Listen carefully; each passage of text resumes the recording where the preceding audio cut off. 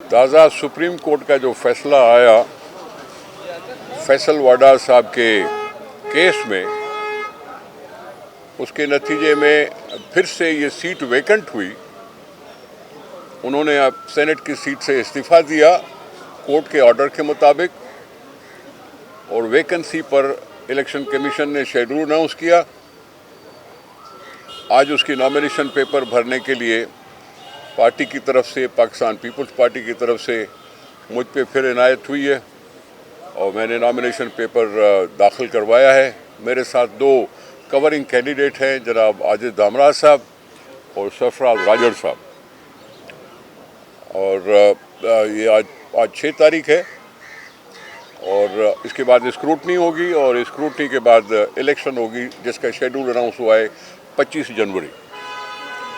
हमारे supreme court का order था और सीट खाली करार दे दी गई सेनेट ने। हम आए हैं और कानूनी तकाज़े पूरा करने के लिए और नॉमिनेशन पेपर दाखिल करने के लिए। बाकी अब आपका जो सवाल हो इस पे, जो हो गई बात सो हो गई। अब इसमें मैं क्या कहूँ, उस पर क्या कहना। अभी ठीक है, जो कोर्ट में फैसला आया हमने उस पर अमल किया और हम यहाँ पहुँचे। पावर शो की नहीं है। 2-3 दफ़ा इलेक्शंस पोस्टपोन हुई हैं और सब दोस्त कह रहे हैं कि इलेक्शन का कोई माहौल ही नहीं है। इसलिए हमने मुनासिब समझा कि कोई रैली वैली निकालें, पब्लिक शो करें। और इस तरह से न सिर्फ कराची में, हैदराबाद डिवीज़न में भी ऐसा कुछ होगा। और रैली निकालना तो हर पॉलिटिकल पार्टी का हक बनता है। कोई जलसा करता है, कोई रैली करता है। अपने अपने कैंडिडेट अपने अपने हलकों में काम में लग गए होंगे और रैली भी है। न हम उनको नाराज़ करना चाहते हैं, न हम उनसे अलग खड़े हैं। हम सबको पता है कि पाकिस्तान पीपल्स पार्टी अपने प्लेटफॉर्म से इलेक्शन में हिस्सा ले रही है और वो अपने अपने प्लेटफॉर्म से ले रहे हैं।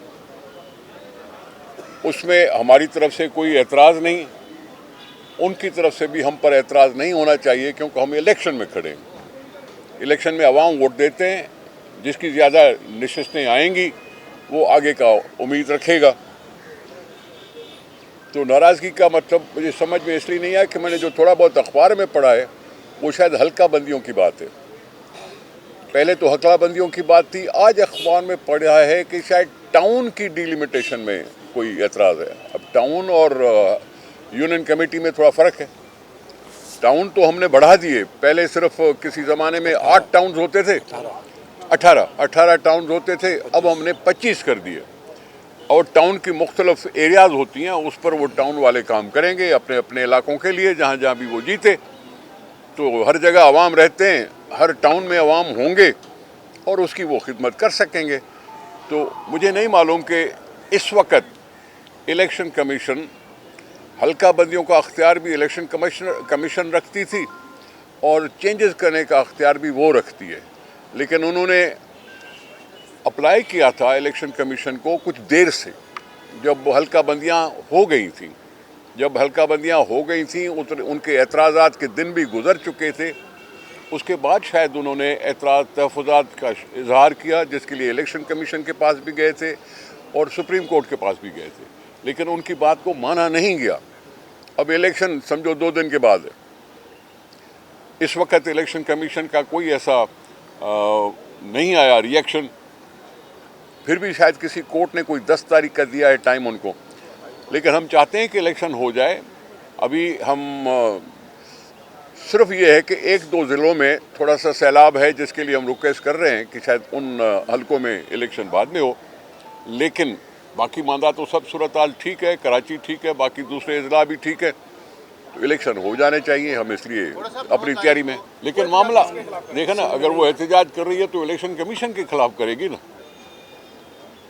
हमारे खिलाफ तो नहीं हो सकता, क्योंकि हल्का बंदियां इलेक्शन कमीशन का काम है। कब्जे की क्या बात है, हम शहर उनका भी है, हमारा भी है। 4 डिवीज़न में हमने इलेक्शन कराए हैं।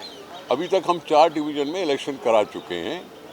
सिंध ने पिछले टर्म को भी कंप्लीट किया था, दूसरे सूबों ने नहीं किया। सूबे सिंध ने 4 साल हुकूमत करने दी लोकल बॉडीज़ को, उसके बाद अब इलेक्शन होने चाहते हैं। हम चाहते हैं कि ये निज़ाम हो, हमारे मंशूर का हिस्सा है, हमारे कॉन्स्टिट्यूशन का हिस्सा है।